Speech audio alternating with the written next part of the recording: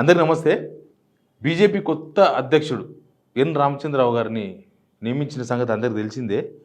కానీ సోషల్ మీడియాలో వస్తున్న వార్తలు లేకపోతే జరుగుతున్న చర్చలు ఇంత పెద్ద స్కెచ్ ఉందా దీని వెనుక?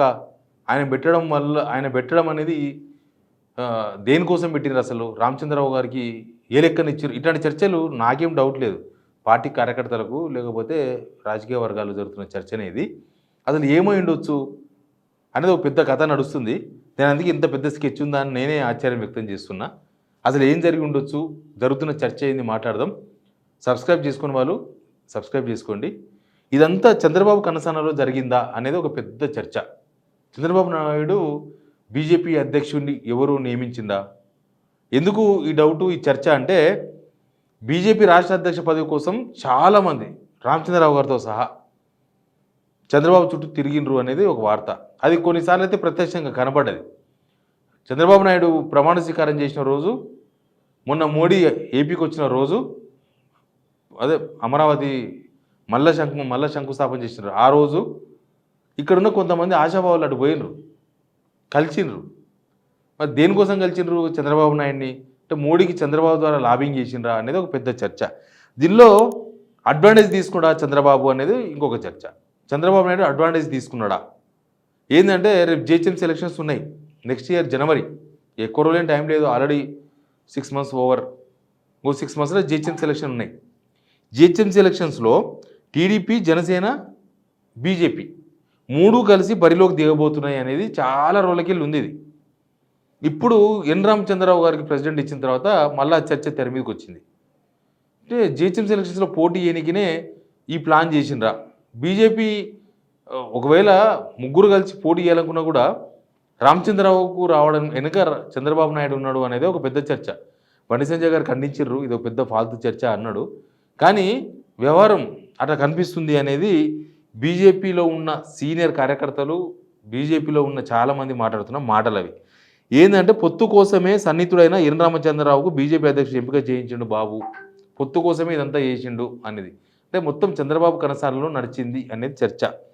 కూటమిగా ముందుకు వెళ్తే ఆంధ్రాలో లాగానే తెలంగాణలో కూడా అధికారంలోకి రావచ్చని చాలా రోజులకి వెళ్ళి ఒక టాక్ ఉంది. ఆంధ్రప్రదేశ్లో వర్కౌట్ అయిన కూటమి టీడీపీ ఇక్కడ కూడా కూటమి తెలంగాణలో కూడా ఎందుకు వర్కౌట్ కాదు? చంద్రబాబు నాయుడు ధైర్యం కూడా అదే. ఇక్కడ కూడా బీజేపీ 8 ఎంపీలు ఉన్నారు, 8 మంది ఎమ్మెల్యేలు ఉన్నారు. నెక్స్ట్ టీడీపీకి మళ్ళీ ప్రాణం పోయొచ్చు, ఇక్కడ మళ్ళీ టీడీపీని లేపి కూర్చోబెట్టవచ్చు. ఇది మంచి అవకాశం. జనసేన ఉంది ఓ పక్క, జనసేనకు కూడా కార్యకర్తలు ఉన్నారు. కాబట్టి ఆల్రెడీ బీజేపీ జనసేన కూటమి, వాళ్ళిద్దరు కూటమే. లాస్ట్ ఎలక్షన్స్లోనే కదా వాళ్ళకి సీట్లు కూడా ఇచ్చిర్రు, కొన్ని కాన్స్టిట్యున్సీలో టికెట్లు కూడా ఇచ్చిర్రు. జనసేన అభ్యర్థులు పోటీ చేసిర్రు. మా దగ్గర నాగర్ కర్నూలు బీజేపీ బీఎస్పీ కార్యకర్త బీఎస్పీకి జనసేన పార్టీకి ఇచ్చారు టికెట్. కాబట్టి పొత్తు అప్పటి నుంచే ఒడిచింది. ఆ పొత్తులో కొత్తగా టీడీపీ వచ్చి చేరే అవకాశం ఉంది అనేది. ఇక ఇప్పుడున్న పరిస్థితుల్లో టీడీపీకి ఇక్కడ జీవం లేదు. బీజేపీ వాళ్ళు జత కలిస్తే టీడీపీకి బలం వస్తుంది అనేది టీడీపీలో ఉన్న చర్చ. ఇది బీజేపీ వాళ్ళలో ఏం చర్చ ఉందో తెలియదు, బీజేపీలో ఏమీ తెలియదు. అసలు మొన్న అమిత్ షా వచ్చిండా, అమిత్ షా టూర్ ఖరారైంది కిషన్ రెడ్డికి తెలియదంట, బీజేపీ వాళ్ళు చెప్తున్నారు. ఆ విషయాలు రేవంత్ రెడ్డికి ముందు తెలిసినాయంట. అదేందో లాజిక్? ఇక్కడ ఉన్న ప్రెసిడెంట్కి తెలియదంట, రేవంత్ రెడ్డికి మాత్రం ముందే తెలిసిందంట. గట్లుంటుంది కథ. మరి ఇక్కడ ఎవరి వల్ల తెలిసిందో, చంద్రబాబు వల్ల రేవంత్ రెడ్డికి తెలిసిందో ఏమో. ఇక ఈటెల రాజేందర్ ప్రెసిడెంట్ అవుతానేమో తెలంగాణ ఇదంతా వస్తుంది మళ్ళీ. అందుకే ఈ డౌట్ అంతా. ఇప్పుడు ఈటెల రాజేందర్ ప్రెసిడెంట్ అయినా అనుకో బీజేపీకి అయ్యింటే తెలంగాణ బేస్ నడిచేది మొత్తం. సరే హిందుత్వ భావం నడిపించేవాళ్ళు, కానీ ఈయన లైన్ మాత్రం మొత్తం తెలంగాణ, బీజేపీ తెలంగాణ లైన్లో ఉంది. తెలంగాణ కోసం అనేది ఒకటి ఉండేది. తెలంగాణ కోసం అంటే చంద్రబాబుకు నో ఎంట్రీ అని అర్థం. దానికి తెలంగాణ అంటే చంద్రబాబు రాడు, తెలంగాణ అంటే చంద్రబాబు పనికిరాదు, తెలంగాణ అంటే చంద్రబాబుకు అది ఏ విధంగా ఉపయోగపడదు. కాబట్టే ఈటెలకు రాకుండా పావులు కదిపే వాళ్ళంతా పావులు కదిపినరు. దాని ద్వారా ఈటెలకు చెక్కుబడ్డది. ఎన్ రామచంద్రరావుకు అవకాశం వచ్చింది.